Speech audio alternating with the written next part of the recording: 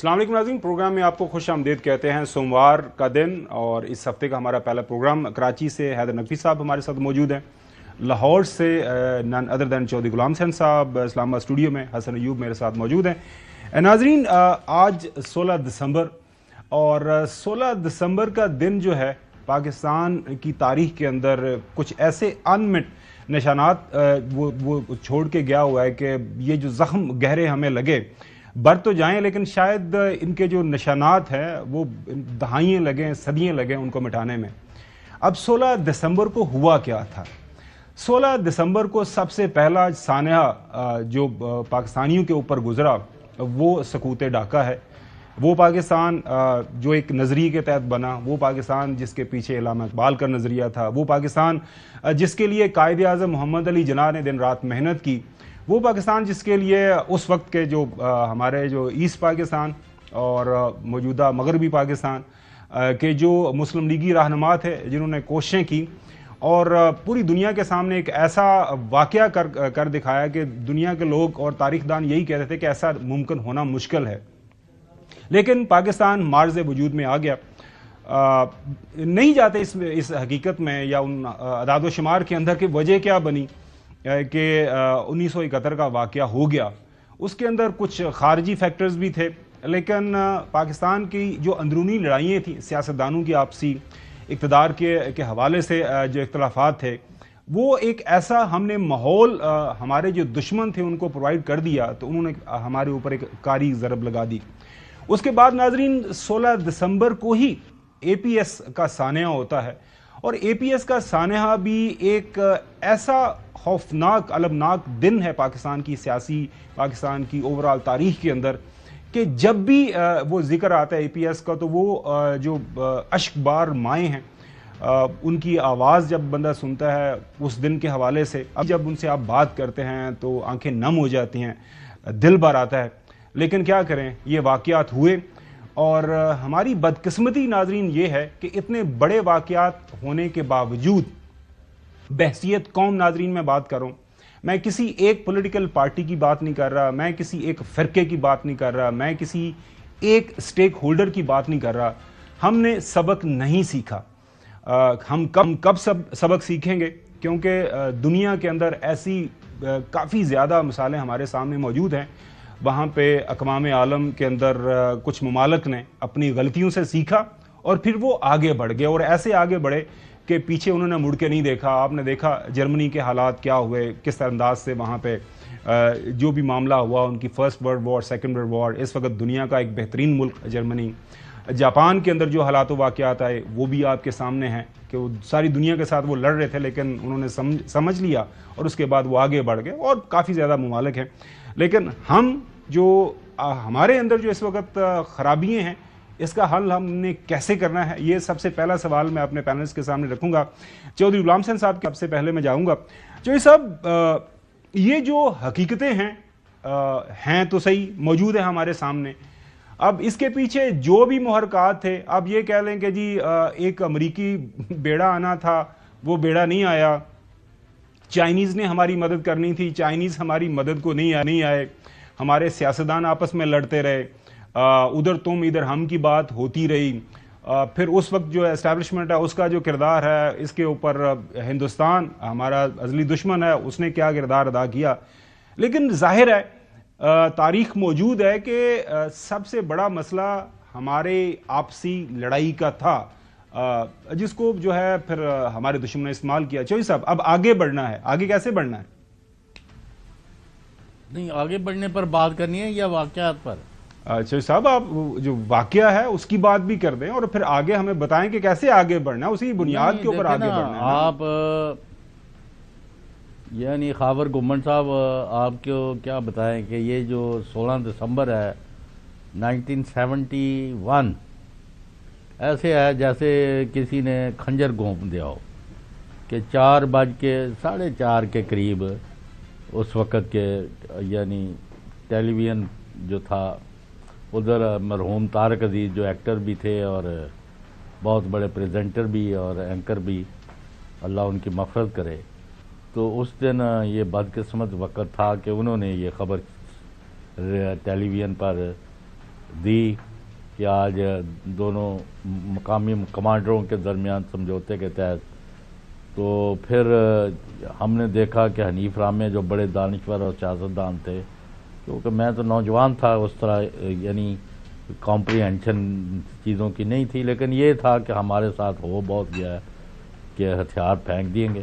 اچھا، ایک اور بڑی غلط فہمی ہے لوگوں کو، یہ 90,000 بچے، عورتیں، بوڑھے، نوجوان اور کاروباری لوگ، اور جو وہاں بہت سارے لوگ پھنسے ہوئے تھے ایسٹ پاکستان میں، تو وہ تھے اصل میں فوج جو تھی وہ 34,000 تھی، لیکن ایک بھی کیوں ہو، تو وہ واقعہ جو ہے وہ بھی بھول نہیں سکے ہم، تا وقت کہ پاکستان ایک ایٹمی قوت بنا، میزائل کے سے لیس ہو گیا، اور پھر یہ دڑکو جس کو کہتے ہیں نا، تڑکو لگا ہوتا ہے کہ ہن رہے گا کہ نہیں رہے گا، تو وہ اس وقت 84 میں جب پاکستان ایک نیوکلر پاور بن گئی، اور مجھے فرسٹ ہینڈ پتہ ہے، تو اس وقت سے بعد پھر کسی دشمن کو پاکستان کے اوپر حملہ کر کے اس کو روندنے کی جرت نہ ہوئی ہے، نہ ہمت ہوگی، نہ ہوگی۔ تو وہ ایک تو بات یہ ہے کہ 71 بہت بڑا صدمہ ہے جو قیامت تک نہیں بھولے گا۔ تو یہ جو ابھی ریسنٹلی ہوا ہے واقعہ، اس کا بھی یعنی اگرچہ اس طرح کا امپیکٹ نہیں ہے، پر اس کی شدت اور اس کی حدت اور اس کی جو یعنی جذباتی اور انسانی سطح پر اور ہر سطح پر جو اس کا صدمہ ہے نا، یہ بھی نہ بھولنے والا ہے۔ پھول جیسے بچے جو ہیں، جس طرح ان کے ساتھ حشر ہوا، اور وہی نہیں، اور پورے پاکستان میں اس وقت دہشت گردی کے جو واقعات ہو رہے ہیں، بلوچستان میں، کبھی کسی جگہ، کبھی کے پی میں، کبھی، تو یہ ساری کو ہم نے قابو ڈالنا ہے اور ملک کو آگے لے کے جانا ہے۔ یو آر رائٹ، لیکن وہ لے کے جائیں گے اگر ہم ایک اپنے پاکستانیوں کو اور پاکستانی مسلمانوں کو اپنے لیے پریفر نہیں کرتے، پھر دشمن جو ہے ہم پر حاوی ہونے سے اس کو ہم نہیں روک سکتے۔ ہمیں اے جے کے میں، گلگت بلتستان میں، کے پی میں، بلوچستان میں، سندھ میں، پنجاب کے مختلف علاقوں میں، جہاں جہاں بھی محرومی کا جو سانپ ہے وہ یا اس کو جو بڑھایا جاتا ہے اور اس کی آڑ میں پاکستان کو نقصان پہنچانے کی کوششیں ہو رہی ہیں اور سازشیں ہو رہی ہیں، اس کو کچلنا ہے۔ تو ایک ہی بات ہے کہ خاور گمن اور غلام حسین اور حیدر نقوی اور حسن ایوب اور جو بھی ہمیں اچھا یا برا سمجھتے ہیں، وہ سارے پاکستان کے لیے، پاکستان کے عوام کے لیے، پاکستان کے اداروں کے لیے ایک میز پر بیٹھیں، اور تب تک بیٹھیں جب تک مسائل کا حل نہ ہو جائے۔ اس کے علاوہ اور کوئی نہ راستہ، نہ حل۔ اور اگر آپ مجھے نفرت ہی کرتے رہیں گے تو پھر جو دشمن جو ہم سب کو برابر ٹریٹ کرتا ہے، جیسے آپ نے دیکھا یوگوسلاویہ کے اور ہرزوگینا، کیا ادھر جو نام کے مسلمان تھے، بوسنیا ہرزوگین، تو ان کو بھی انہوں نے نہیں چھوڑا۔ تو آج جو غزہ میں ہو رہا ہے، یعنی ہمیں شرم آنی چاہیے کہ 40-50 ہزار ہمارا بے گناہ بچے اور بڑے جو ہیں وہ طے کر دیے گئے۔ بالکل صحیح ہے چوہی صاحب، سب سے بڑی بات یہی ہے کہ ہمیں آپسی لڑائیاں ہیں ان کو ختم کرنا ہے، اور ملکی یکجہتی کے لیے بڑا ضروری ہے کہ مل کے بیٹھا جائے۔ جو ہے حیدر نقوی صاحب، میں آپ کے پاس آتا ہوں۔ آپسی لڑائیاں موجود ہیں، اگر کوئی یہ کہے کہ اس وقت پاکستان کے اندر شدید قسم کی جو ہے سیاسی ہیجان پسندی نہیں ہے، تو وہ ہے نفرت آپس میں ہمارے سیاستدان اظہار کر رہے ہیں۔ حل کیا سجیسٹ کریں گے آپ؟ دیکھیں، پہلے تو آپ نے جو انٹرو میں بات کی اور چودھری غلام حسین صاحب نے جو بات کی، یہ سمجھ لیں کہ مکمل جامع بات ہے۔ یہی بیسکلی ہمیں دیوار پہ لکھا پڑھنا چاہیے پورے پاکستان کو۔ ایک 16 دسمبر تھی جب پاکستان کے جسم پہ وار ہوا اور ایک پیارا چلا گیا، پھر دوسری 16 دسمبر آئی، پاکستانیوں کے جسم پہ وار ہوا اور ان کے پیارے چلے گئے۔ دیکھیں، یہ پیارے آپ کے بھی ہو سکتے تھے، میرے بھی ہو سکتے تھے، اور وہ تمام لوگ جو اختلافات کو اس ملک میں ہوا دے رہے ہیں ان کے بھی ہو سکتے تھے۔ ہمیں یہ بہت ضروری ہے سوچنا کہ یہ حملہ ہم پہ بھی ہو سکتا ہے، آپ پہ بھی ہو سکتا ہے، کسی بھی پاکستانی پہ ہو سکتا ہے۔ کیا ہم ایسے حملوں کے بعد اپنے راستے کو منتخب کریں گے کہ آپس میں جڑ کر چلیں، یا ہم ایسے حملوں کے بعد بار بار اپنے اختلافات کو ہی ہوا دیتے رہیں گے؟ آپ یاد رکھیں، آپ کے دروازے پر ایک بہت بڑی جنگ دستک دے رہی ہے، آپ کے دروازے پہ کھڑی ہے، اور خدا نہ کرے کہ آپ کا حال اس سے زیادہ بدتر ہو جو دنیا کا ہو رہا ہے۔ اس سے پہلے کہ یہ وقت آئے. یہ بڑا ضروری ہے اپنے آپ کو بچانے کے لیے, اپنے پیاروں کو بچانے کے لیے, پاکستان کو بچانے کے لیے آپ کو جڑنا ہوگا. یہ سیاسی اختلافات, پاکستان کا جو سیاسی نظام ہے, یہاں پر باریاں لگتی ہیں حکومتوں کی, سیاسی جماعتوں کی, وہ حکومت میں آتے ہیں. آپ اس چیز کو سمجھیں, جو کہتا ہے مجھے حکومت نہیں ملی اس کی باری ہے, جس کو حکومت ملی ہے اس کی باری جانی ہے. آپ حکومتوں کے لیے, اقتدار کے لیے ایک دوسرے کا گریبان نہیں پکڑیں, ایک دوسرے کی گردنیں نہیں کاٹیں, کیونکہ اگر آپ یہ سلسلے کو نہیں روکیں گے تو کل کو یہی تلوار آپ کے دروازے تک بھی پہنچے گی. تو اس کو روکنے کے لیے بہت ضروری ہے کہ ہم آپس میں اسی طرح جڑ جائیں جیسے آپ نے انٹرو میں بات کی کہ قائد اعظم اور علامہ اقبال نے خواب دیکھا. جی حسن ایوب.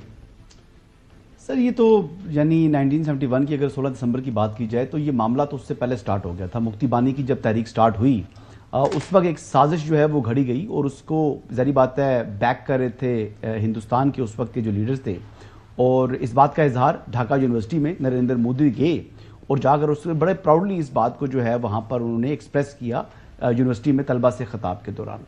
تو ایک سازش تھی, ظاہری بات ہے سازش کامیاب ہوئی, اور ہماری آپس میں کچھ کمزوریاں بھی تھیں یقینی طور کے اوپر, جس کی وجہ سے دشمن کو فائدہ ہوا. لیکن کچھ لوگ اندر سے سازش کر رہے تھے, اور وہ بنگلہ دیش سے ان کا تعلق تھا.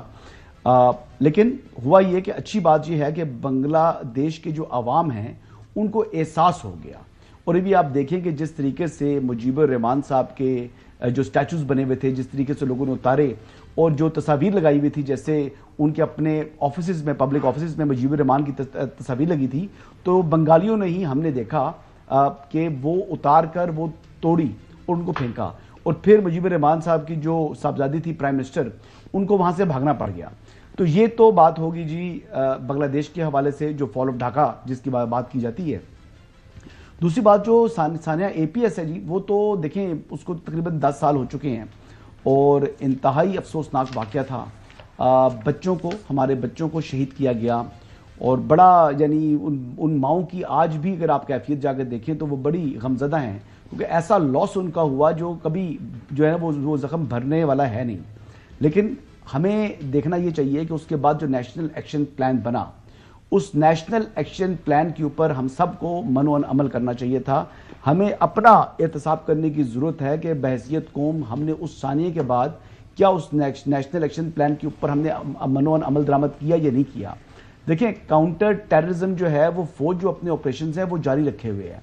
فوج نے اپنے آپریشن یعنی وہ اراؤنڈ دا کلاک 365 ڈیز اور 24 آورز جو ہے وہ سارا عمل کرتے ہیں. لیکن اب اس میں ایک چیز جو میں اینڈ پر بات کرنا چاہ رہا ہوں, ہمیں بھی بحیثیت قوم, بحیثیت پاکستانی, جہاں پر دیکھیں بلوچستان کا جو علاقہ ہے وہاں پر پہلے ہیومن انٹیلیجنس جو ہے وہ بڑا کام کرتی تھی.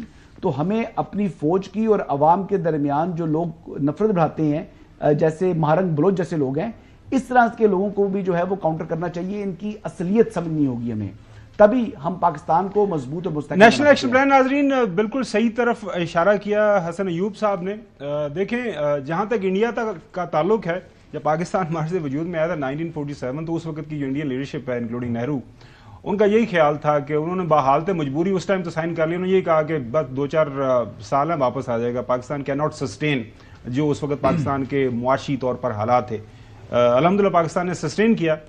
اس دن سے لے کے آج تک اگر پاکستان کے اندر کسی کو غلط فہمی ہے کہ جی انڈیا کو جب موقع ملے گا تو وہ موقع استعمال نہیں کرے گا, وہ غلط فہمی دور کر لینی چاہیے. وہ میں نام نہیں لیتا کسی بھی پولیٹیکل لیڈر کا. کلبھوشن یاد ہے جمعہ 8 دن ہے بلوچستان کے اندر اس کا جو نیٹ ورک جس انداز سے پکڑا گیا. تو ہمیں اپنی جو آپسی جو لڑائی ہے ملک کے اندر جو حالات ہیں اس طرف نظر رکھنی چاہیے.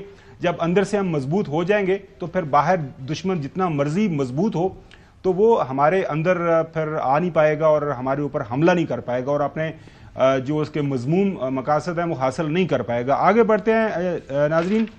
نیشنل ایکشن پلان آج سے ٹھیک 10 سال پہلے سانحہ اے پی ایس ہوتا ہے. اس وقت بھی ناظرین ملک کے اندر ایک شدید سیاسی لڑائی جاری تھی. دھرنا یہاں پہ پاکستان تحریک انصاف کی طرف سے پارلیمان کے سامنے موجود تھا. باقی سیاسی جماعتیں کم و بیش وہی سیاسی جماعتیں جو آج کل اقتدار میں ہیں وہ اس وقت بھی اقتدار میں تھیں, اور لڑائی چل رہی تھی. اس کے اوپر مختلف جو ہے تبصرے ترجیح آج بھی ہو رہے ہیں کہ اس کے پیچھے کون تھا. اینی ویز सानहा APS होता है, सारी सियासी क़यादत पेशावर के अंदर मिल बैठती है और नेशनल एक्शन प्लान बनता है। नाज़रीन, ये 20 नुकाती नेशनल एक्शन प्लान है, उसके सारे नुकात आपके सामने रखते हैं, फिर बात करेंगे किस नुक्ते के ऊपर कितना अमल आज तक हुआ है। सबसे पहले नाज़रीन, इसका नुक्ता ये था कि दहशत गर्दी के मुकदमात में सजाए मौत पाने वालों को सजाए मौत पर अमल दरामद किया जाएगा। नंबर 2, फौज की निगरानी में खसूसी ट्रायल कोर्ट्स इन अदालतों की मुद्दत 2 साल होगी। ये नाज़रीन जो है 21st अमेंडमेंट हुई थी, 2 साल के लिए जो है मिलिट्री कोर्ट्स बने थे और फिर ये ट्रायल भी हुए थे। नंबर 3, मुल्क में अस्करियत पसंद तंजीमों और मुसल्लह ग्रोहों को काम करने की इजाज़त नहीं दी जाएगी, उनके खिलाफ हर तरह की ताकत इस्तेमाल की जाएगी। नेक्टा इंसदाद दहशत गर्दी के इदारे को मजबूत किया जाएगा। नाज़रीन, आज की तारीख में नेक्टा जो है वो बेचारा कागजों के अंदर ही नजर आता है। नेक्टा ऑन ग्राउंड जो है, एक पॉलिसी आती है कि मजबूत होगा, फिर कोई दूसरी पॉलिसी आ जाती है। NACTA is not doing anything. उसके बाद 5वां नंबर है नफरत, इंतहा पसंदी, फिरका वरायत और अदम बर्दाश्त को फरोग देने वाले लिटरेचर, अखबारात और रसायल के खिलाफ सख्त कार्रवाई होगी। नंबर 6, दहशत गर्द और दहशत गर्द तंजीमों के लिए माली इमदाद को रोका जाएगा। ये बहुत बड़ा एक अहम नुक्ता था। कल अदम तंजीमों को दोबारा उभरने के खिलाफ कार्रवाई की जाएगी। 8, इंसदाद दहशत गर्दी के लिए वक्फ फोर्स का क़याम और तैनाती। मजहबी जुल्म सितम के खिलाफ मुअस्सर इक़दामात किए जाएंगे। नंबर 10, दीनी मदारस की रजिस्ट्रेशन और रेगुलेशन। दोबारा से नाजरीन दोहरा देता हूं, नंबर 10 नेशनल एक्शन प्लान का ये था कि दीनी मदारस की रजिस्ट्रेशन और उनकी रेगुलेशन, जो आजकल एक बहुत अहम मसला बना हुआ है, इसके ऊपर हम बात भी करेंगे प्रोग्राम के दूसरे हिस्से में। नंबर 11 नाजरीन, प्रिंट और इलेक्ट्रॉनिक मीडिया के जरिए दहशत गर्दों और दहशत गर्द तंजीमों की तशहीर पर पाबंदी होगी। जो है IDPs की वापसी पर फौरी तवज्जो के साथ फाटा में इंतजामी और तरक्याती इस्लाहात, ये भी काम होगा, नहीं हुआ जिस अंदाज से होना चाहिए। दहशत गर्दों के मवासलाती नेटवर्क को मुकम्मल तौर पर ख़त्म कर दिया जाएगा। आजकल दहशत गर्दी मजीद दहशत गर्द जो हैं जिस अंदाज से वो IT को इस्तेमाल कर रहे हैं। नंबर 14, दहशत गर्दी के लिए इंटरनेट और सोशल मीडिया का गलत इस्तेमाल के खिलाफ इक़दामात। पंजाब में अस्करियत पसंदी के लिए ज़ीरो टॉलरेंस, पूरे मुल्क के लिए वैसे ज़ीरो टॉलरेंस है, I don't know why Punjab ये रखा गया था उस वक्त। कराची में जारी ऑपरेशन को इसके मंतकी अंजाम तक पहुंचाया जाएगा। बलूचिस्तान में हुकूमत को तमाम स्टेक होल्डर्स की मुकम्मल मलकियत के साथ सियासी मुफाहमत के लिए मुकम्मल तौर पर बाख्तियार बनाया जाएगा। मुझे याद है डॉक्टर मोहम्मद जो मालिक साहब चीफ मिनिस्टर बने थे, उन्होंने काफ़ी अच्छा काम किया था उस वक्त उस ज़माने में। उसके बाद फिरका वाराना दहशत गर्दों से मजबूती से निमटना, अफगान मुहाजिरीन के मसले से निमटने के लिए एक जामिया पॉलिसी की तश्कील जिसका आगाज़ तमाम मुहाजिरीन की रजिस्ट्रेशन से हो, और फौजदारी निज़ाम इंसाफ की इसलाह। ये नुक्ता जिसके ऊपर हसन अभी बात कर रहे थे।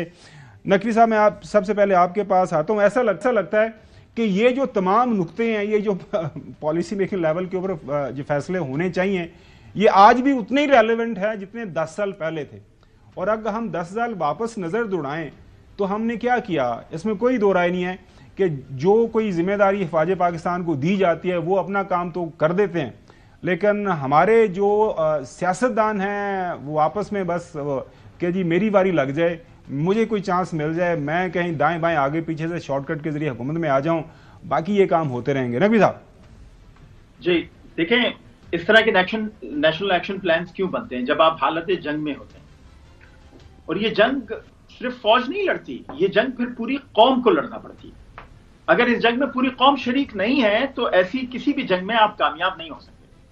कौम को जोड़ना बहुत जरूरी होता है। ऐसा कोई भी नेशनल एक्शन प्लान के नीचे एक एक्शन प्लान और होना चाहिए, और वो एक्शन प्लान ये होना चाहिए कि आपने अपनी कौम के अंदर बराबरी की बुनियाद पर हर तासुर को आगे बढ़ाना है, आपने करप्शन का खात्मा करना है।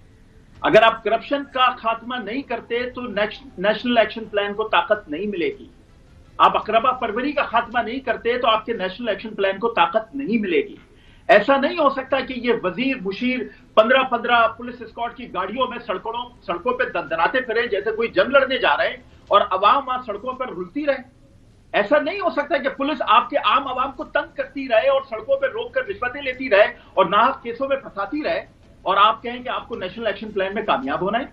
ऐसा नहीं हो सकता कि आप रिश्तेदारों को, दोस्तों को, यारों को तमाम बड़े ओहदों पे लाके बिठा दें और फिर कहें कि अब मुल्क चलाओ, तो वो मुल्क नहीं चला सकते।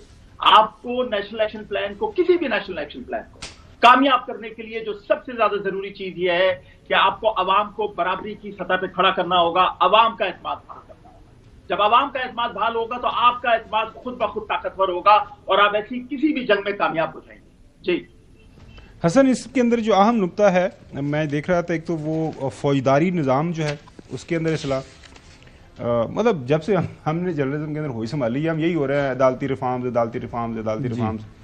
अब पता नहीं ये अदालती रिफॉर्म्स होंगी कब, ये निज़ाम इतना ठीक होगा कि जो अभी नकवी साहब बात कर रहे हैं कि तमाम लोगों को बराबरी की सतह के ऊपर वो डील करेंगे। नहीं, देखिए बात यह है कि कमज़ोरियाँ हैं हमारे अदालती निज़ाम के अंदर। आपको मालूम है कि बहुत से दहशतगर्दों को जब पेश किया जाता है तो फिर जजेस फैसला करने से गुरेज करते हैं। सजाए मौत बनती है कई जगहों के ऊपर, तो वहाँ पर वो इस किस्म की सजाएं नहीं देती क्योंकि उनको थ्रेट्स आते थे। ये उस ज़माने की बात है, आज से कोई 10-12 साल पुरानी बात है। लेकिन उसके बाद नेशनल एक्शन प्लान में भी ये तय हुआ कि हम इनको सजाए मौत देंगे, ब्लैक वारंट्स इशू किए जाएंगे। फिर आई डोंट नो कि कितने लोगों को, कितने दहशतगर्दों को सजाए मौत दी गई, बल्कि मेरे ख्याल मुताबिक, मुझे उसका तो इल्म नहीं है, लेकिन मुझे इस बात का इल्म ज़रूर है कि तकरीबन सैकड़ों तादाद में जो टीटीपी के, या जिनको हम फितना ख्वारिज कहते हैं, वो लोग गिरफ्तार थे, कैदी थे, उनको इमरान खान साहब ने रिहा कर दिया। और ये बेसिकली इंटरव्यू के अंदर उन्होंने बोला जी कि हम उनको कौमी धारे के अंदर लेकर आएंगे। लेकिन वो बड़ा फर्क था। डॉक्यूमेंट्री एविडेंस है सर? जी, उन्होंने खुद बोला, इमरान खान साहब के खुद अपने अल्फाज हैं जी, ये मेरे अल्फाज नहीं है। उन्होंने कहा जी हम इनको रिहा करेंगे, ये उनके बाप को कहते थे, मैं क्लिप भी दे दूंगा उसका। तो ये बात की, तो उसका नुकसान ये हो रहा है कि फिर दहशतगर्दी ने फिर सर उठाना शुरू कर दिया है और पाकिस्तान को आज फिर वो मसाइल जो है पाकिस्तान के लिए खड़े हुए हैं, जो कि अनफॉर्चुनेट है। लेकिन अभी देखें कि जो दहशतगर्द हैं इनका कोई दीन, मजहब, ईमान नहीं है। वो जो मसाजिद के अंदर, मदरसों के अंदर हमले करते हैं, दहशतगर्दी का रवैये करते हैं, सुसाइड अटैक करवाते हैं, क्या वो मुसलमान हैं? मैं तो उनको मुसलमान नहीं मानता जी, पहली बात तो ये है।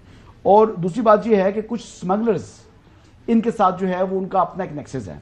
उन स्मगलर्स का, दहशतगर्दों का जो नेक्सस है, उनको भी पीछे से कोई पोलिटिकल जो है वो बैकिंग आज भी हासिल है। किस जमात से है छोड़ दें इस बात को, जो भी बंदा है अगर वो उनको बैक का उनको जो है वो पुष्टनाई कर रहा है, तो उस बंदे को भी कटारे में खड़ा करना होगा, चाहे वो सियासी लबादा उसने उड़ा हुआ है। क्योंकि अपने इंटरेस्ट के लिए, फाइनेंशियल इंटरेस्ट के लिए, अगर वो पाकिस्तान के खिलाफ इस किस्म के जो साजिश करने वाले लोग हैं उनको सहूलतकारी फराहम कर रहे हैं, तो उनको भी अकाउंटेबल ठहराएं। और ये वक्त की जरूरत है। और जहां तक मदरसों की जो रजिस्ट्रेशन की बात कर रहे हैं, बिल्कुल होना चाहिए। क्योंकि देखें, हमारा मगरिब जो है, मगरिब ने बड़ा प्रोपेगेंडा किया माजी के अंदर। वो पहले कहते थे जी कि हर जो पख्तून है वो मिलिटेंट है और वो मदरसा तालिब जो है वो मिलिटेंट है। तो ऐसी बात नहीं है। जो मदरसों में पढ़ने वाले बच्चे हैं वो भी इस मुल्क का असास हैं, उनकी रजिस्ट्रेशन भी होनी चाहिए। इसके ऊपर बात करें, उनसे भरपूर फायदा उठाना चाहिए। वो दीन की खिदमत करेंगे और दीन हमारा जो इस्लाम है वो मुकम्मल ज़ाब्ता हयात है। नाज़रीन, छोटी सी ब्रेक की तरफ जा रहे हैं। ब्रेक के बाद मैं गुलाम हुसैन साहब आपके पास सवाल आपके लिए छोड़े जाता हूँ। एक तो नेशनल एक्शन प्लान के ऊपर ये जो काम उस अंदाज से नहीं हुआ जो होना चाहिए। अब ये है कि मुल्क के अंदर जो हम देख रहे हैं कि जो सियासी लड़ाई है, मुझे याद पड़ता है, अगर हमने किताबों में पढ़ा है कि जब पाकिस्तान बन गया तो उसके फ़ौरन बाद ईस्ट पाकिस्तान और वेस्ट पाकिस्तान के सियासतदान आपस में वो जिस अंदाज से एक दूसरे को मुखातब करते थे, नाम रखना शुरू हो गए, सियासी लड़ाइयाँ शुरू हो गई। उसके बाद फिर ज़ाहिर है मुल्क के अंदर ना वो आइन बन सका। पहला आइन 1956 में बना, वो 1958 में टूट गया। तो फिर मामला तो आपको पता ही है जिस डगर पे चल पड़े। तो अब जो सियासी लड़ाई है, जमहूरी मुआशरे के अंदर हल एक ही है कि जी उसके लिए मुज़ाकरात किए जाएं। तो ये मुज़ाकरात की जो बात चल रही है तहरीक इंसाफ और हुकूमत के दरमियान, क्या इसके अंदर कोई संजीदगी हमें नज़र आ रही है? क्या मुज़ाकरात होंगे या फिर इसी तरह हम ये सुनते रहेंगे कि जी मुज़ाकरात होने चाहिए और फिर खुदा न खास्ता कोई फिर हम इस किसी ऐसी जगह पे खड़े होंगे फिर कहेंगे कि काश हम मुज़ाकरात कर लेते। नाज़रीन, स्टे विद अस, इसके ऊपर बात करना आफ्टर ब्रेक। वेलकम बैक नाज़रीन। आजकल एक मौजू जिसके ऊपर काफ़ी ज़्यादा बहस हो रही है सियासी हलकों के अंदर, इस्लामाबाद, ज़ाहिर हम इस्लामाबाद के अंदर मौजूद है इक़्तिदार के ऐवानों के अंदर, कि क्या ये जो कमेटी पहले 5 रुकनी थी तहरीक इंसाफ की तरफ से अब 7 रुकनी हो गई हुई है, वो बातचीत करने के लिए तैयार हैं, वो बातचीत करने के लिए जो सब बात कर रहे हैं, लेकिन उनसे बातचीत कोई कर नहीं रहा। میں تھوڑا سا اس لیے کنیکٹ کرنا چاہ رہا ہوں کہ سیاسی لڑائی پاکستان کے اندر ہم نے تاریخ کے اندر دیکھی ہے کہ ہوتی رہی، جس میں آپ کو حوالہ دیا کہ مختلف اوقات کے اندر شدید ترین لڑائیاں ہوئی ہیں، اور جب سیاستدان آپس میں بات نہیں کرتے تو پھر معاملات خراب رہتے ہیں. تو یہ چوہدری صاحب، یہ سیاسی لڑائی آپ مستقبل قریب کے اندر اس کو ختم ہوتا ہوا دیکھ رہے ہیں کہ نہیں؟ نہیں، آپ کو کرنی پڑے گی، اور بات چیت کے ذریعے ہی کرنی پڑیں گے، اور مطالبے ماننے پڑیں گے. کچھ لو دو کی بنیاد پر یا اصولوں پر ہی آج تک مذاکرات کامیاب ہوئے ہیں. تو باقی یہ آپ الزامات تراشی شروع کر دیتے ہیں، جی فلاں نے دہشت گرد چھوڑ دیے انہوں نے، او بھائی چھوڑو ان باتوں کو. ابھی تو بات کر رہے تھے کہ آپس میں ذرا صلح صفائی کرنی چاہیے ملک کے اندر، اور جو دشمن ہیں ان کے خلاف لڑنا چاہیے. تو ذرا مہربانی کریں، تھوڑا آپ خاور صاحب تھوڑا ان چیزوں کا لحاظ رکھیں. ہمیں دشمن کے خلاف لڑنا ہے یا اپنوں کو دشمن بنانا ہے، یہ فیصلہ کر لیں. اور دوسرا یہ ہے کہ بات چیت، میں نے پہلے بھی بڑی دفعہ کہا ہے کہ بات چیت ہو چکی ہے، کہیں ایک نقطے پر کام رکا ہوا ہے، کسی دو نقطے پر رکا ہوا ہے، کسی جگہ زیادہ کسی کا کم، لیکن بات چیت مسلسل چل رہی ہے. اس کا آؤٹ کم کیا ہوگا، یہ جنوری کے تیسرے چوتھے ہفتے کا انتظار کرنا ہے یا آج آپس میں ہی بات چیت کر کے ختم کرنا ہے. ناظرین، ظاہر ہے جو مذاکرات پہلے جو موجودہ حکمران ہیں یہ مذاکرات کی دعوت دیتے تھے، وہ کیا کہا کرتے تھے آپ کے سامنے رکھتے ہیں. مساق مفاہمت کی بھی میں ان کو دعوت دیتا ہوں، آئیں مل بیٹھے، جتنا شور مچا لیں، جب ٹھنڈے ہو کر بیٹھیں تو ٹھنڈے دماغ اور دل سے سوچیں کہ کیا میں یہ بات غلط کر رہا ہوں. آج پھر کہتا ہوں، آئیں بیٹھ کے بات کریں اور بیٹھ کے معاملات کو طے کریں، بیٹھ کے بات کریں، اس کے علاوہ کوئی چارہ کار نہیں. آج بھی اس قضیے کو حل کرنے والے جو ہے بڑے تین فریق ہی ہیں. وہ میاں نواز شریف ہے، آصف زرداری صاحب ہے، وہ عمران خان صاحب ہے. یہ تین حقیقتیں ہیں، یہ آپس میں بیٹھیں تو یہ ملک اس بحران سے کیا میاں نواز شریف ان تین حقیقتوں کو تسلیم کرے گا؟ میاں نواز شریف بیٹھنے کو تیار ہوگا. خدا کی قسم، باقی جتنے لوگ میاں نواز شریف سے لے کے آپ جہاں تک بھی آپ آ جائیں، مولانا فضل الرحمان صاحب ہیں، آصف علی زرداری صاحب ہیں، اختر مینگل صاحب ہیں، باقی سارے سب لوگ بیٹھنے کو تیار ہیں، لیکن وہ نہیں ہے. سن لیں، ایک ہی بندے نے روکا ہوا ہے یہ فیصلہ، ایک ہی بندے نے. میں تو یہ کہتا ہوں کہ مابین فریقین اور مابین political parties, political leadership dialogue ہونا چاہیے. یہ چیزیں ساری بیٹھ کے حل کرنے والی ہیں، اس کے لیے ایک جامع حکمت عملی کی ضرورت ہے. پھر ہمیں میرے خیال میں رویے بھی تبدیل کرنے ہیں سب کو، اور اس کے لیے بیٹھیں، کام کریں. سیاست میں ہمیشہ مسئلے کا حل ڈائلاگز کے ذریعے ہوتا ہے. پیپلز پارٹی سب جماعتوں سے اور سب اداروں سے بات کر سکتی ہے. آصف علی زرداری صاحب کو جب یہ مینڈیٹ ملے گا، یہ 5 دن میں ختم ہو جائے گا. پاکستان کی تعمیر کے لیے ہمارے ساتھ کیوں نہیں بیٹھتے؟ ہمارے ساتھ بھی بیٹھیں، اس سیاسی پولرائزیشن کو ختم کر دیں. ہمارے ساتھ بیٹھیں، ہمارے ساتھ کیوں نہیں بیٹھتے؟ اس وقت جو ہے پاکستان تحریک انصاف والے نہیں بیٹھ رہے تھے، وہ کہہ رہے تھے کہ ہم نے آپ کے ساتھ نہیں بیٹھنا.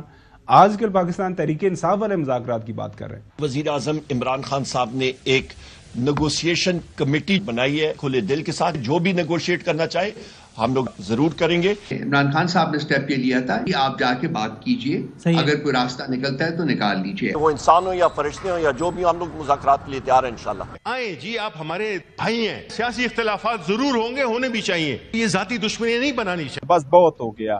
That year is put a stop to everything. اور آگے بہتری کی طرف بڑھے. جس کے پاس اختیار ہے بات کرنے کا، ہم بات کریں گے. Any concerned quarter who can deliver. If you can't deliver, why would I talk to you? It's common sense. دیکھیں، مذاکرات ہم ہر ایک کے ساتھ کرنے کو تیار ہیں. جو کوئی بھی آئین اور قانون کی بالادستی کے لیے ہمارے ساتھ کھڑا ہونا چاہتا ہے، ہمارے ساتھ بات کرنا چاہتا ہے، ہم اس کے ساتھ کھڑے بھی ہوں گے، اس کے ساتھ بات بھی کریں گے. حکومت یہی مذاکرات کھیلتی تھی پر ٹی وی ٹاک شو کے اوپر، لیکن جب سیریس فیصلہ کیا عمران خان نے تو اس کے بعد ہم نے دیکھا کہ حکومت بیک فٹ پہ چلی گئی. ہم نے اپنا پوائنٹ ایجنڈا دیا ہے، لیکن حکومت کے ابھی کوئی رسپانس نہیں آیا ہے. آپ کا رابطہ ہوا ہے؟ اپوزیشن لیڈر کے کوئی نہیں، کسی کے ساتھ نہیں ہوا. نقوی صاحب، آپ کے پاس خبر کیا ہے؟ حکومت کیوں اب ٹھنڈی ہو گئی ہے؟ اسلام آباد کے اندر ویسے ٹھنڈ تو بہت زیادہ ہے، آپ کو پتہ ہے رات کو ٹمپریچر مائنس میں چلا جاتا ہے، بہت ٹھنڈ پڑ رہی ہے. پتہ نہیں کہاں سے یہ ٹھنڈ آ گئی ہے. مجھے لگتا ہے کہ اس کا اثر جو ہے نا ہمارے خاص طور پر اقتدار کے ایوانوں میں جو لوگ بیٹھے ہوئے ان کے اوپر بھی پڑ گیا. وہ بھی ٹھنڈے ہو گئے، آرام سے بیٹھ گئے. انہیں کہتے ذرا سردیاں گزر جائیں تو اس کے بعد کوئی موسم بہتر ہوگا, تھوڑی سی گرماہٹ آئے گی تو پھر کچھ بات کریں گے. کیوں نہیں بات آگے بڑھ رہی؟ دیکھیں حکومت مذاکرات کرنا چاہتی ہے اور کرے گی, دوسری طرف رویہ دیکھنا ہوگا. اب مسلسل آپ کو بیانات بات مذاکرات کی تحریک انصاف کر رہی ہے, اس میں کوئی شک نہیں ہے, ان کے جو بڑے لیڈرز ہیں وہ کر رہے ہیں, لیکن ابھی یہ علی امین صاحب کا ہی بیان ریکارڈ میں موجود ہے جو انہوں نے 2-3 دن پہلے دوبارہ ریاست کو وہی دھمکی دی کہ اب ہم آئیں گے تو اب پرامن نہیں ہوں گے. اس طرح اور بھی لوگ ہیں جو اس طرح کی باتیں کر رہے ہیں, تو یہ رویہ بھی اپنے اندر سے نکالنا ہوگا اگر آپ واقعی مذاکرات میں سنجیدہ ہیں. ایک مثال دینا چاہتا ہوں, نظریاتی اختلاف کی یا جنگی اختلاف کی. دنیا کی جو 2 سب سے بڑی طاقتیں تھیں نا, وہ ایران اور سعودی عرب تھی, اور پھر ہم نے دیکھا کہ کیا ہوا پچھلے دنوں, ایران اور سعودی عرب میں دوستی ہو گئی, دونوں ایک ساتھ بیٹھ گئے. تو یہ تو ہم جب پاکستان کی بات کرتے ہیں یا پاکستان کی سیاسی جماعتوں کی بات کرتے ہیں, یہ تو بہت ہی, آپ کا تو اپنا ہی ملک ہے, آپ اپنے ہی ملک کو آگے بڑھانے کی بات کرتے ہیں نا, تو آپ کم از کم ایک اس بات پہ تو متفق ہیں کہ آپ دونوں کا کامن ایجنڈا پاکستان کی ترقی ہے. اگر آپ دونوں کا کامن ایجنڈا پاکستان کی ترقی ہے اور آپ اس پہ بات کرتے ہیں, آپ اپنی سوچ اس طرح سے واضح کرتے ہیں, تو باقی چھوٹی چھوٹی باتوں کو بھلا دیں, بیٹھ جائیں ساتھ, آگے بڑھ جائیں. پھر آپ کہتے ہیں کہ نہیں آپ کے پاس تو کوئی اتھارٹی نہیں ہے, آپ بن جائیں طاقت ان کی, وہ اتھارٹی بھی اپنی پر دکھا دیں گے آپ کو. جب تک آپ ان کی طاقت نہیں بنیں گے وہ اتھارٹی کہاں سے دکھائیں گے؟ آپ آئیں, تمام سیاسی جماعتیں ایک ساتھ بیٹھ جائیں, بات کریں, مذاکرات کریں, پاکستان کو آگے لے کر جائیں. کسی بھی اختلاف کا آخری حل ٹیبل پہ بیٹھ کے بات کرنا ہوتی ہے, کسی بھی جنگ کا آخری حل. بالکل صحیح ہے, صحیح ہے. نقوی صاحب آپ کیوں ہمیں وہ دور لے کے جاتے ہیں؟ جمعہ 8 دن ہے, پاکستان مسلم لیگ نون اور پیپلز پارٹی والے, دور کی بات نہیں ہے, 3-4 سال پہلے جس طرح کے بیانات ایک دوسرے کے خلاف دیتے تھے, اس سے بھی لیٹسٹ یہ ہے کہ مولانا فضل الرحمان صاحب اور بانی P T I Tehreek Insaf کے درمیان جس انداز سے وہ بیان ہم دیکھ رہے تھے, جو اسٹیٹمنٹس ایکسچینج ہوتے تھے, بیان بازی ہوتی تھی ایک دوسرے کے خلاف, تو وہ بھی ایک ٹیبل پہ بیٹھ کے, تو یہ تو دس ناٹ اے ایشو یہی ہے کہ اب کون کب آگے بڑھے گا. حکومت کیوں اب آرام سے بیٹھی ہوئی ہے؟ ان کے جو چند ایک بیانات ہیں وہ آپ کے سامنے رکھتے ہیں. پہلے وہ یہ سرٹیفکیٹ جاری کریں کہ آیا ہم اب بھی چور ہیں یا نہیں ہیں, یا انہوں نے اپنے نقطۂ نظر بدل لیا ہے کہ چوروں سے ہاتھ ملانے میں کوئی حرج نہیں ہے. The question is who will actually guarantee for them? اگر کہا جائے کہ بات چیت کا آغاز ہو گیا ہے, نیگوسیشن شروع ہو گئی ہیں, اور وہ جو کمیٹی بنائی تھی وہ فعال ہو گئی ہے, تو اس میں حقیقت نہیں ہے. گزارش یہ ہے, یہ بات چیت جھانسا ہے بھی, کارڈ تسی کھیل لو ایک باری, اس تو بعد ویکھ لیں.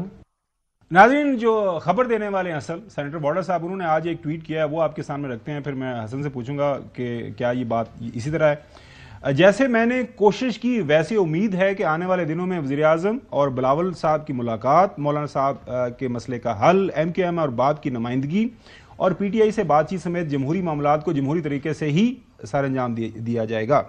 یہی طریقہ ہے بات چیت سے آگے چلنے کا. امید کرتا ہوں کہ میری کوششیں رائے گاہ نہیں جائیں گی اور سیاسی جماعتیں ذمہ داری کا مظاہرہ کریں گی, اور انشاءاللہ میں یہ سب ہوتا ہوا بہت جلد دیکھ رہا ہوں. سب سے پہلے پاکستان, سیاسی معاملات بعد میں, اس کے لیے اپنا کردار ادا کر رہا ہوں اور کرتا رہوں گا. خبر کیا ہے حسن یوب؟ یہ جو بات کر رہے ہیں یہ تو مطلب ایک خواہش کا اظہار ہے, جو کہ میری بھی خواہش نہیں, ہر ایک کی خواہش ہونی چاہیے نا جی. دیکھیں, سیاسی قیادت جو ہے وہ ملک کی, وہ بیٹھ جائے اور بیٹھ کر اپنے مسائل کا حل تلاش کر لے, اس سے آئیڈیل بات کیا ہو سکتی ہے؟ کوئی بات ہے اس سے زیادہ آئیڈیل؟ بات تو یہ ہے کہ پرابلم کہاں ہے. پرابلم یہ ہے کہ حکومت بھی سنجیدہ ہے مذاکرات کے لیے, اور میرے خیال میں مذاکرات ہو جائیں گے. اصل میں وہ جو پرفیوم کیا پتا, یا وہ باڈی سپرے استعمال کرنے کا دوبارہ دل کر آئے علی امین گنڈا پور صاحب کا, وہ پرفیوم کی طرف جو ذکر کر رہے تھے کہ جی میں تو اب آنسو گیس میرے لیے میرا باڈی سپرے ہے یا پرفیوم ہے, تو اب تو ہمیں اس سے فرق ہی نہیں پڑتا. تو وہ شاید ان کا دل کر رہا ہے, نہ کر رہا ہے, پھر کوئی کئی دفعہ شرائط رکھ دیتے ہیں یہ لوگ. تو بیسکلی حکومت تھوڑا سا انتظار اس لیے کر رہی ہے کہ کہتے ہیں کہ ٹھنڈے ایک دفعہ ہو جائے نا, بالکل ٹھنڈے ہو جائیں, تو ٹھنڈے ہو کر جب ہو جائیں گے تو اس کے بعد پھر مذاکرات ہو جائیں گے. لیکن بات یہی ہے, خبر یہی ہے کہ حکومت سنجیدہ ہے, وہ سنجیدگی کا آگے سے انتظار کر رہی ہے. آپ کو مذاکرات کے لیے ایک ماحول بنانا ہوتا ہے. 4-5 بہت اچھے بیانات آئے تھے, لیکن ان 4-5 بیانات تمام کے اوپر مٹی ڈال دی علی امین گنڈا پور صاحب کے بیان نے, جو کہ ہمیشہ تیکھی زبان استعمال کرتے ہیں. دیکھیں, آپ ایک آئینی عہدے پر بیٹھے ہوئے ہیں, آپ ملک کے ایک چیف منسٹر, ایک صوبے کے چیف منسٹر ہیں, تو آپ کو بھی ذمہ داری کا ثبوت دینا چاہیے. یار حسن آپ نے خبر دی تھی, وہ تو اپنا بندہ ہے, وہ تو ان کی مرضی کے بغیر بیان ہی نہیں دیتا, اپنے حکومت کی مرضی کے بغیر. اب کہہ رہے ہیں کہ وہ سخت بیان دے رہے ہیں. جی ان کے لیے جب پرابلمز ہوتے ہیں with in P T I, جب پرابلمز کھڑے ہو جاتے ہیں, آپ کو یاد نہیں, ان کا اپنا ہی بندہ تھا, ان کا اپنا چیف منسٹر تھا, اس کو باتھ روم نہیں جانے دے رہے تھے, اس پر اعتماد نہیں کر رہے تھے. ان کا اپنا ہی چیف منسٹر تھا, جب وہ واپس جانا چاہ رہا تھا, بشرا بیگم ساتھ بیٹھی ہوئی تھی, تو ان کو نکلنے نہیں دے رہے تھے. ان کی گاڑی پر انہی کے ورکر, پی ٹی آئی کے ورکر ڈنڈے مار رہے تھے. پھر ان کے جو گارڈز ہیں ان کو فائر کھولنا پڑا یا اس قسم کی چیز کرنی پڑی. تو یہ چیزیں ہمارے سامنے ہیں نا, تو انہوں نے بھی اپنے آپ کو کسی طریقے سے رجسٹر کرانا ہے. لیکن بہرحال ان کے بیچ میں کیا کھچڑی پک رہی ہے میں اس پر 100% بات نہیں کر سکتا, لیکن جو ان کے بیان ہیں علی امین گنڈا پور صاحب کے, وہ معاملات کو جو ٹھنڈے ہو رہے تھے, ان کو ٹھنڈے کے اوپر دوبارہ جو ہے جلدی پر تیل کا کام کرتے ہیں, تو وہ دوبارہ بھڑکا دیتے ہیں آگ کو. تو میرے خیال کے مطابق ان کو بھی دانش مندی کا ثبوت دینا چاہیے. ایک صوبے کے چیف منسٹر ہیں, ان کو ذمہ داری سے بات کرتے ہوئے ان معاملات کو ٹھنڈا کرے اور وہ خود اس میں مذاکراتی عمل کا حصہ بنے. جی بہتر بات یہ. اچھا یہ تو چلیں, امید کرتے ہیں یہ معاملات بڑے اچھے انداز سے آگے بڑھیں گے. فیصل واڈا صاحب کے حوالے سے جو ہے نقوی صاحب, آپ نے میں نے دیکھ رہا تھا کہیں پہ آپ کا کوئی بیان میں نے پڑھا سنا, یہ کیا گورنر سندھ کی تبدیلی کے حوالے سے ان کا میں نے یہ آج اخبار کے اندر بیان پڑھا محترم, جو ہے اگر ہم دکھا سکیں تو وہ انہوں نے فرمایا جو ہے اپنے ٹسوری صاحب نے, انہوں نے کہا جی جس کالج یا یونیورسٹی کے اندر جو ہے ڈاکٹر بنے ہیں نا محترم فیصل واڈا صاحب, میں نے وہاں پہ اسی کالج یونیورسٹی کے اندر جو ہے نا میں نے سرجن کا کورس کیا ہوا ہے. پی ایچ ڈی کرتے ہیں؟ نہیں سرجن کا کورس. ہاں انہوں نے کہا میں وہاں سے میں نے سرجن کے اندر سرجن ہوں, اور لہٰذا ڈاکٹر اور سرجن کے درمیان بڑا فرق ہے. تو خبر کیا ہے, آپ کے پاس کیا خبر ہے, مطلب کون کب تبدیل ہو رہا ہے, کیسے تبدیل ہو رہا ہے, کس کی خواہش ہے, کون اپنی خواہش کو جو اب سرجری آخر میں کرنی کس نے ہے, ڈاکٹر یا سرجن؟ دیکھیں جب سرجری ہوتی ہے نا کہیں پہ بھی, تو اس کے لیے پھر خون کی بھی ضرورت ہوتی ہے نا, آپ کو ایڈوانس میں خون جمع کر کے رکھنا پڑتا ہے. تو جو خون دینے والے ہیں وہ خون نہیں دیں گے, اس لیے کوئی سرجری نہیں ہونی, کوئی گورنر تبدیل نہیں ہونا, اور یہ ساری باتیں ایسی چلتی رہیں گی. اس کے اندر آپ کو کوئی خبر نہیں ہے ایسے خام؟ نہیں کوئی خبر, کیونکہ فیصل واڈا صاحب نے وہ ہمارے ہی ایک ٹیلی ویژن ہمارے ایئر وے کے اندر انہوں نے کہا کہ جی میں آپ کو بتا رہا ہوں کہ ایک گورنر چینج ہو رہا ہے. انہوں نے کہا جی وہ ایک گورنر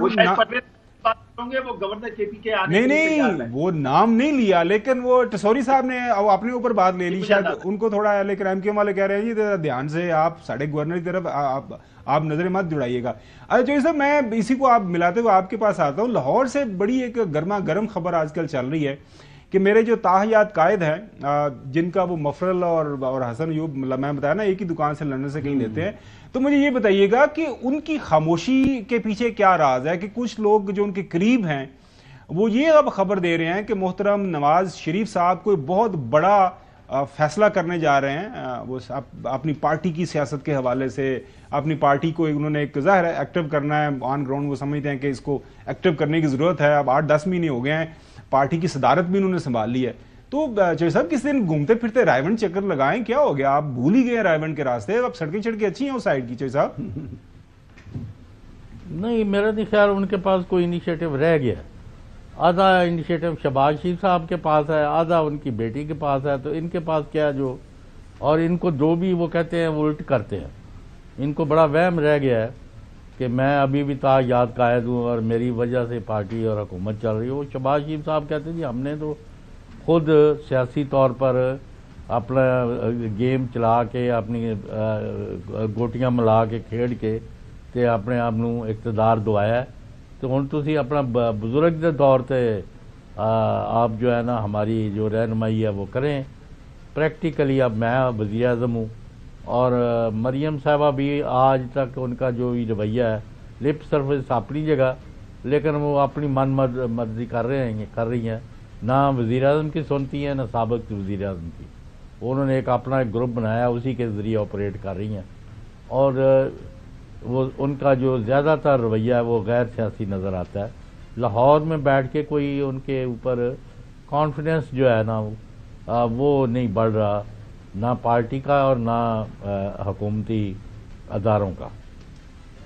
ناظرین بریک در جاتے ہیں, بریک کے بعد میں حسن سے جانوں گا کہ یہ جو پی ایم ایل این کی خبر ہے اس کے اندر کوئی صداقت ہے یا بس ہوا کے اندر یہ ساری چیزیں چل رہی ہیں. اس کے ساتھ ساتھ حکومت کے جو مذاکرات چل رہے ہیں مولانا صاحب کے ساتھ, کیونکہ میری پہلے دن سے یہی رائے رہی ہے کہ مولانا صاحب بالکل جائیں گے انہی کے ساتھ جن کے ساتھ وہ ہمیشہ جاتے ہیں، اور وہ لوگ جو ٹاپ آف دا ہل بیٹھے ہوتے ہیں، مطلب جو بھی حکومت کے اندر پارٹی ہوتی ہے، ان کے ساتھ ان کے معاملات بن جاتے ہیں۔ دیکھتے ہیں کہ اب کی بار کیا ہوتا ہے، جانیں گے اپنے پینلسٹ سے بھی آفٹر دا بریک۔ ناظرین، ایک خبر جس کے اوپر میری اور حسن ایوب کی جو رائے ہمیشہ ایک وہ مطلب ہم جو اکٹھی رہی ہے، وہ یہ ہے کہ مولانا صاحب جو ہے وہ 26ویں آئینی ترمیم کا معاملہ ہو تو میرا بھی یہ خیال تھا وہ ساتھ ہی جائیں گے حکومت کے۔